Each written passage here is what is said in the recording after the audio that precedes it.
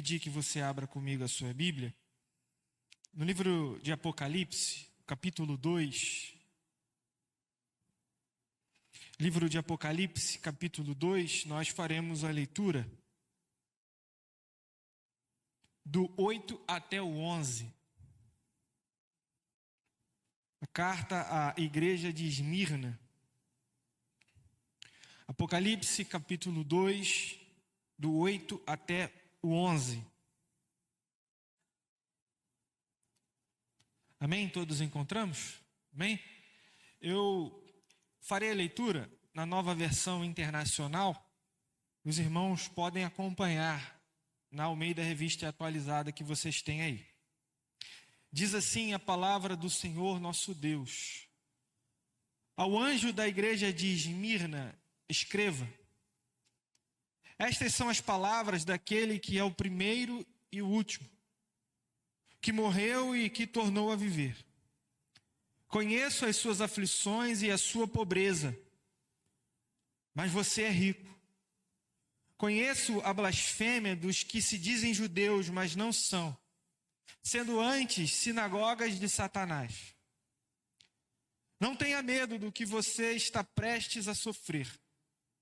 O diabo lançará alguns de vocês na prisão para prová-los, e vocês sofrerão perseguição durante 10 dias. Seja fiel até a morte, e eu lhe darei a coroa da vida. Aqueles que têm ouvidos, ouçam o que o Espírito diz às igrejas. Ao vencedor, de modo algum, sofrerá a segunda morte. Vamos falar com o Senhor mais um pouquinho? Pai, como somos gratos ao Senhor por essa rica oportunidade de estar na Tua casa nessa noite. De estarmos aqui congregados como Teu povo, de louvarmos ao Senhor, de entregarmos ao Senhor a nossa oração. Mas, sobretudo, Senhor, nós Te agradecemos pela maravilhosa oportunidade de ouvir a Tua voz através da Tua palavra, Senhor. Reconhecemos, Deus, a nossa fragilidade, a nossa ignorância. Não somos capazes, Deus, de Te ouvir, a não ser que o Senhor nos ajude. É nisso que nós, nessa noite de hoje, Te pedimos. Ilumina-nos, ó Deus, através do Teu Santo Espírito. Que cada irmão que entrou aqui nesta noite de hoje saia daqui alimentado. Saia daqui, Senhor Deus, transformado, revigorado pela palavra que nós acabamos de ler. Isso é o que nós Te pedimos e Te agradecemos no nome de Jesus. Amém, Senhor. Há um poeta paraibano chamado Leandro Gomes de Barros. Ele tem um poema que se chama Se Eu Conversasse com Deus. Esse poema diz o seguinte: se eu conversasse com Deus, eu iria lhe perguntar: por que é que sofremos tanto quando viemos para cá? Que dívida é essa que a gente tem que morrer para poder pagar? Perguntaria também como é que ele é feito, que não dorme, que não come e assim vive satisfeito. Por que foi que ele não nos fez assim, do mesmo jeito? Por que que existem alguns felizes e outros que sofrem tanto? Nascemos do mesmo jeito e moramos no mesmo canto. Quem foi temperar o choro e acabou salgando o pranto? Por que é que sofremos tanto quando viemos para cá? Essa possivelmente é a questão mais espinhosa com a qual a humanidade já teve que lidar. Enquanto cristãos, enquanto crentes, a nossa experiência não é diferente. Davi, por exemplo, no Salmo 13, ele escreve o seguinte: até quando, Senhor, para sempre te esquecerás de mim? Até quando esconderás de mim o teu rosto? Até quando terei inquietações e tristeza em meu coração, dia após dia? O poeta questiona, Davi questiona, eu e você questionamos, e a igreja de Esmirna também se questionava. Por que é que sofremos tanto? E as Escrituras Sagradas não se silenciam diante do nosso sofrimento. Muito pelo contrário, ela tem muito a nos falar, muito a nos revelar sobre esse tema. No entanto, a Bíblia, queridos, ela não trata o sofrimento humano como a doença principal. A Bíblia trata o sofrimento humano como o principal sintoma de uma doença muito mais grave, muito mais perversa, muito mais maligna. A Bíblia trata o sofrimento, seja ele em qualquer área, como o sintoma do pecado. Todo sofrimento que nós enfrentamos na nossa vida vem de 3 direções pecaminosas diferentes. Ou sofremos por conta dos nossos pecados, ou sofremos por conta do pecado dos outros, ou nós sofremos em consequência de tudo aquilo que adentrou ao mundo depois que os nossos primeiros pais caíram. Sofremos das injustiças, da morte, da doença, das calamidades. No entanto, não é apenas isso que a Bíblia fala sobre sofrimento. A Bíblia revela a nós que o mesmo Deus que foi ofendido pelo pecado, o mesmo Deus que se sentiu completamente traído por conta do pecado de Adão e Eva, é o Deus que, ao olhar para as suas criaturas, que ao olhar para a humanidade, também se compadece dela. O mesmo Deus que foi, de certa forma, humilhado no Éden, é o Deus que está profundamente empenhado em acabar com o sofrimento humano, acabando com o pecado. E a forma, queridos, com a qual o Senhor Ele encontrou de lidar com o sofrimento e com o pecado humano é escandaloso e ao mesmo tempo maravilhoso. O Senhor nosso Deus, Ele não resolveu simplesmente acabar com o pecado de uma hora para outra. Ele não resolveu simplesmente apagar o pecado ou lançar o nosso sofrimento em um limbo cósmico. Não. O Senhor nosso Deus, Ele tomou sobre si o nosso pecado. Ele tomou sobre si todo o nosso sofrimento. No momento em que Ele enviou o seu Filho amado, Jesus, para morrer naquela cruz. Naquela cruz, o próprio Deus ofendido, Ele estava absorvendo os meus e os seus pecados. Ele estava também absorvendo todo o nosso sofrimento. De modo que hoje, quando sofremos, não sofremos mais por conta das consequências do pecado. A condenação foi resolvida.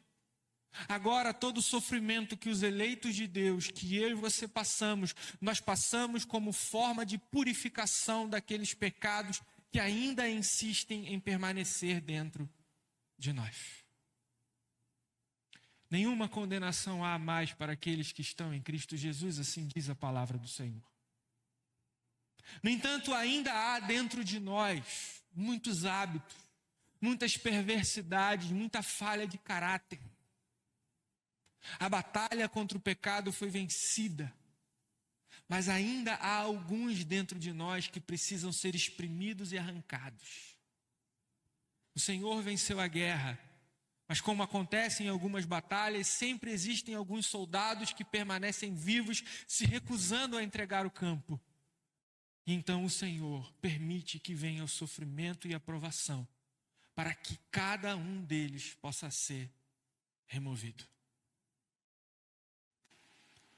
Olhando para o sofrimento a partir do prisma bíblico, é impossível dizer para qualquer homem, para qualquer mulher, que se ele ou ela virem até Deus por meio da cruz, eles vão parar de sofrer. Isso é uma mentira. Porque a verdade é muito pelo contrário. A experiência da história da igreja, a experiência dos irmãos que nós temos ao nosso derredor e até mesmo a nossa própria experiência de vida nos mostra que nós cristãos muitas das vezes sofremos muito mais do que os ímpios que estão lá fora. E será que o Senhor permite isso porque Ele não nos ama? É claro que não, queridos. É justamente porque o Senhor nos ama que Ele permite que a gente seja provado, que a gente seja purificado. Seguramente este é o seu caso nessa noite de hoje. Seguramente este é o meu caso.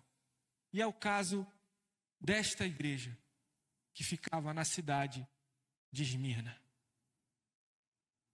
A igreja de Esmirna era uma igreja pequena e muito pobre, miserável até, mas que ficava em uma cidade opulenta e luxuosa. Esmirna, das 7 igrejas do Apocalipse, é a única que ainda permanece de pé. Foi a única cidade preservada. E a razão do porquê as autoridades lutaram tanto para manter essa cidade de pé até os dias atuais é porque ela era a verdadeira joia da Ásia Menor. Havia outras cidades mais ricas e poderosas, mas nenhuma cidade era mais bela do que Esmirna.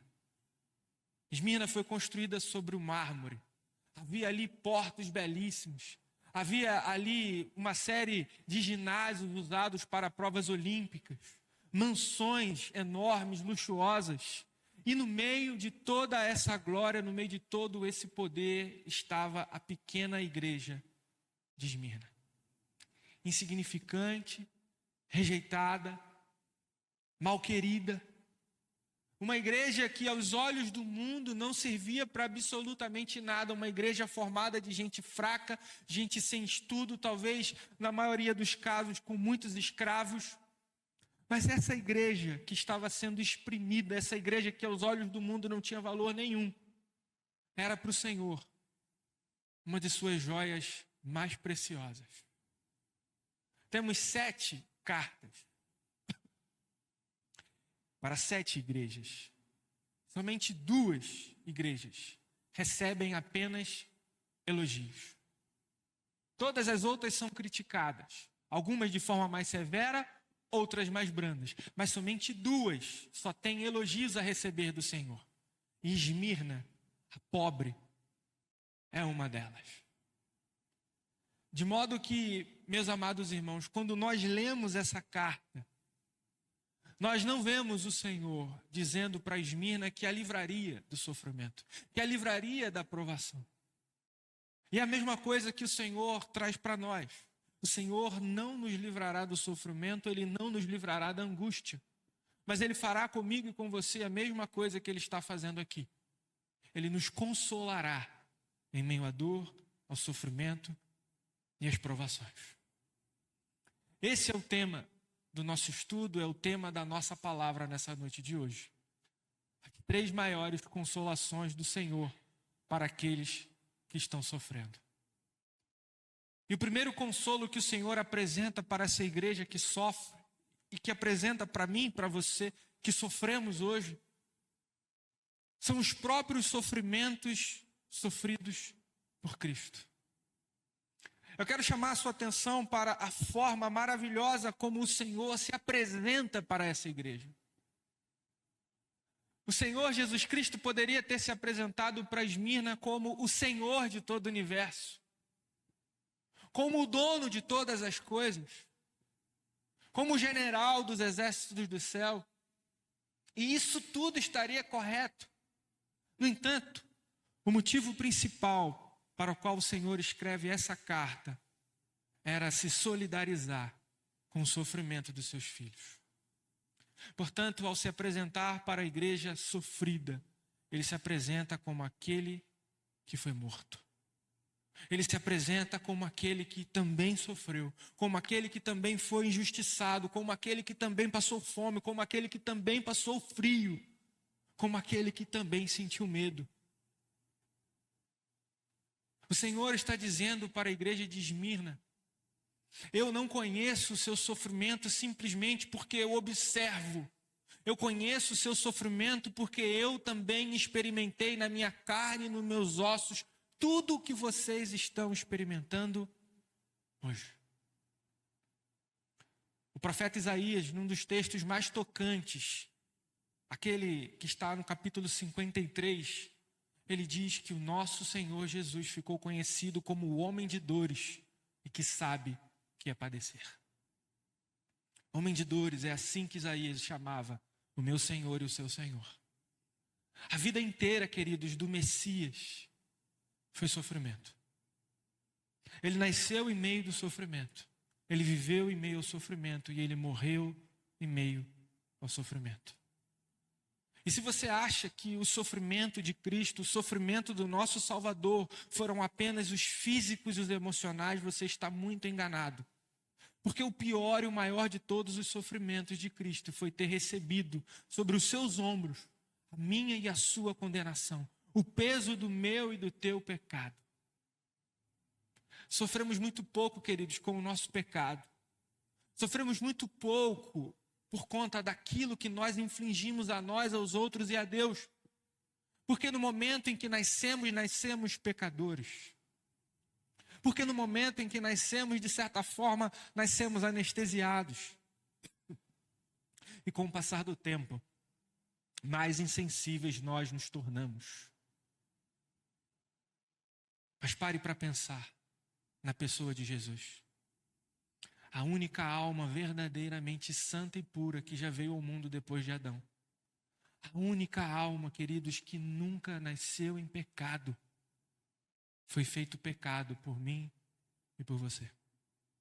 Será que você consegue imaginar o tamanho do sofrimento de Cristo Jesus ao receber sobre si os nossos pecados? Não há nada que você experimente hoje que Cristo Jesus não tenha experimentado por você. De modo que quando olhamos para o seu sofrimento, para as suas angústias e para as suas dores, nós podemos receber consolo dele. Conta-se que o exército mais temido do mundo antigo era o exército da Macedônia. Eles eram capazes de marchar dias sem parar. Eram capazes de ficar dias sem comer. Dias debaixo da chuva e do frio. E a razão do porquê esse exército era tão motivado assim é porque ao lado deles estava o seu rei, Alexandre o Grande. Se os homens marchavam, o rei Alexandre marchava junto com eles. Se os homens passavam fome, Alexandre passava fome junto com eles. Se os homens não tinham o que beber, Alexandre passava sede junto com eles. Se eles não dormiam, o rei Alexandre também não dormia. De modo que quando um soldado pensava em reclamar, ele olhava para o lado, ele via o seu rei e o seu senhor passando pelas mesmas coisas que eles. Assim é, querido, o nosso Deus. Nós não adoramos, nós não servimos um Deus de mármore.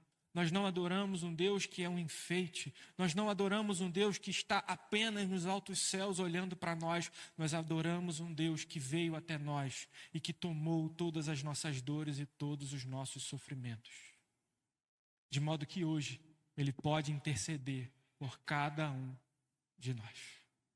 Não importa se hoje você se sente aflito, deprimido, se você se sente traído, se você se sente sozinho, se hoje o seu problema é financeiro, se hoje o seu problema é hormonal, se hoje você sente dores no seu corpo, todas essas coisas.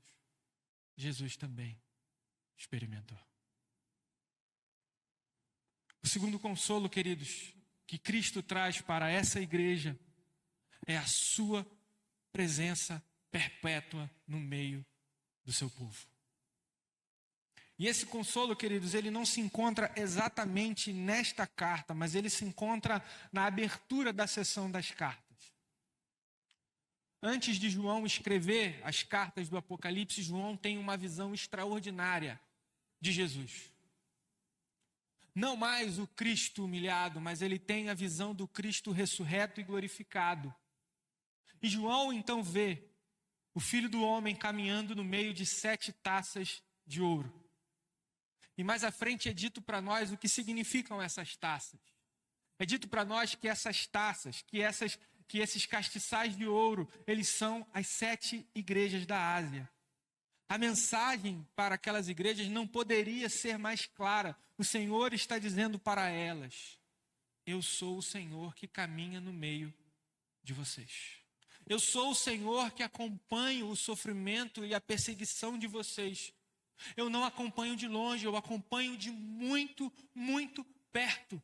De modo que não há nada que seja feito com a minha igreja, com o meu povo, com os meus filhos, que não seja feito também comigo. As igrejas da Ásia que sofriam, que passavam fome, que eram torturadas, elas clamavam ao Senhor: aonde é que o Senhor está no meio de tudo isso? E o Senhor então responde: eu estou no meio de vocês, eu estou caminhando com vocês, eu estou andando junto com vocês, eu estou sofrendo tudo com vocês. Não importa pelo que nós passemos, não importa pelo que nós tenhamos que passar nessa vida, sejam momentos de alegria ou de extrema depressão, o Senhor nunca vai nos abandonar. Enquanto você trabalha, o Senhor está com você. Enquanto você, mãe, está de madrugada trocando a fralda do seu filho, o Senhor está com você. Enquanto você entra numa sala de quimioterapia, lá o Senhor está com você. Quando você está no velório de um ente querido, lá está o Senhor com você, porque Ele prometeu: eis que estou convosco durante todos os dias até a consumação dos séculos. Talvez não haja nenhuma ilustração melhor da Bíblia, da presença do Senhor junto com o seu povo, do que o caso de Sadraque, Mesaque e Abednego. Quando aqueles jovens decidiram não se curvar diante da estátua do rei, eles foram lançados dentro daquela fornalha. O Senhor poderia ter apagado aquela fornalha. O Senhor poderia ter livrado esses jovens de terem sido lançados lá. O Senhor poderia ter livrado eles da humilhação. Mas o Senhor os livrou dentro daquela fornalha. E o modo como Deus livra esses jovens daquela fornalha é extremamente tocante. O Senhor os livra caminhando com eles no meio daquela fornalha. A mensagem que o Senhor queria passar para aqueles jovens, queria passar para a Babilônia e quer passar para nós hoje é essa: eu estou com vocês mesmo em meio à dor e mesmo em meio ao sofrimento. E eu nunca vou abandoná-los. O terceiro e último consolo do Senhor para aqueles que sofrem são as recompensas que nos aguardam na eternidade. O Senhor fala aqui de uma espécie de coroa quando Ele diz que ao vencedor eu darei uma coroa da vida. E é curioso porque a palavra coroa aqui no grego não é a palavra que usualmente se usa para coroa. Isso porque Jesus não está falando de uma coroa de ouro que é colocada sobre a cabeça dos reis. Jesus está falando daquela espécie de grinalda feita de louros que eram colocadas na cabeça dos vencedores das provas olímpicas. Você já deve ter visto isso em algum filme. O que acontecia aqui é que havia ali, dentro de Esmirna, muitos circuitos olímpicos. E sempre que alguém vencia, era dado a ele o direito de usar uma coroa, e sempre que ele passava pelas feiras, pelo mercado ou pelos prédios públicos, a pessoa sabia que ali estava um vencedor. No entanto, para poder usar essa coroa ou para poder participar das provas, a pessoa tinha que viver a vida de um romano, tinha que adorar os mesmos deuses dos romanos, tinha que se submeter a César. Mas os nossos irmãos de Esmirna não se submetiam. E, portanto, eles não poderiam usar, eles não poderiam concorrer ao uso dessa coroa. Mas Jesus vira para eles e diz: não se preocupem, porque o que eu tenho guardado para vocês não é uma coroa que pode, com o passar do tempo, desvanecer. Não é uma coroa que será entregue a vocês por mãos humanas. Muito pelo contrário, a coroa que eu tenho para vocês é a vida eterna dada pela própria mão do Senhor. Eu sei que muitos de nós, nessa noite de hoje, têm aberto mão de muitas coisas por causa do Senhor. E muito mais coisas a gente terá que abrir mão para estar ao lado do Senhor. Muitos de nós já perderam empregos. Muitos de nós tiveram que romper com relacionamentos. Perdemos dinheiro por causa de Cristo, por conta da honestidade, por causa da moralidade, da ética cristã. No entanto, o fato para o qual eu quero chamar a sua atenção neste ponto é que Cristo nunca pede que abramos mão de alguma coisa que Ele não esteja disposto a nos devolver infinitas vezes mais na eternidade. Se você perdeu dinheiro por causa de Cristo, saiba que a verdadeira prosperidade está na eternidade. Se você perdeu relacionamentos por causa de Cristo, saiba que há milhões e milhões de irmãos te aguardando do outro lado. Se você perdeu saúde, saiba que do outro lado não haverá mais choro, não haverá pranto, nem haverá mais morte. Cristo pede que a gente abra a mão hoje, para que na eternidade as nossas mãos estejam vazias, para receber tudo aquilo que Ele conquistou para nós na cruz do Calvário. Nessa noite de hoje, o meu convite para você que sofre, por qualquer motivo ou qualquer razão que seja, é para que você olhe para as chagas, para o sofrimento de nosso Senhor e Salvador Jesus Cristo. Você sofre, Ele também sofreu por você. Meu convite para você nessa noite de hoje é para que você observe bem para o fato de que Cristo Jesus nunca deixou você sozinho. E não será hoje, no meio das provações e das dificuldades que você enfrenta, que Ele deixará. Seja nos momentos de alegria ou nos momentos de tristeza e de provação. O Senhor Jesus caminhará com você lado a lado. E em último lugar, queridos, desvie os seus olhos do que você perdeu. Desvie os seus olhos do que você deixou para trás. E coloque os seus olhos naquilo que o Senhor está preparando para nós na eternidade. Nenhum homem entendeu estas verdades mais do que o apóstolo Paulo. Eu termino essa mensagem com o capítulo 8 de sua carta aos Romanos, no verso 17, quando ele diz assim: se com ele sofremos, também com ele seremos glorificados. Porque para mim eu tenho por certo que os sofrimentos do tempo presente não podem ser comparados com a glória a ser revelada em nós. Essa é a promessa do Senhor para a sua e para a minha vida. Que Deus te abençoe. Curve sua cabeça. Vamos falar com o Senhor. Pai bendito, Pai amado, muito obrigado, Senhor, pela Tua palavra. Muito obrigado, Senhor, pelas Tuas dores, pelos Teus sofrimentos, sofridos por cada um de nós, por cada um dos Seus eleitos, por cada uma das Suas igrejas. Que ao sofrermos, ó Pai, os nossos olhos possam ser voltados para a Tua cruz, possam ser voltados para aquilo que o Senhor fez por nós naquele lugar. E que jamais, Senhor, venhamos a nos esquecer que o Senhor caminha conosco, mesmo no meio da dor, mesmo no meio da dificuldade.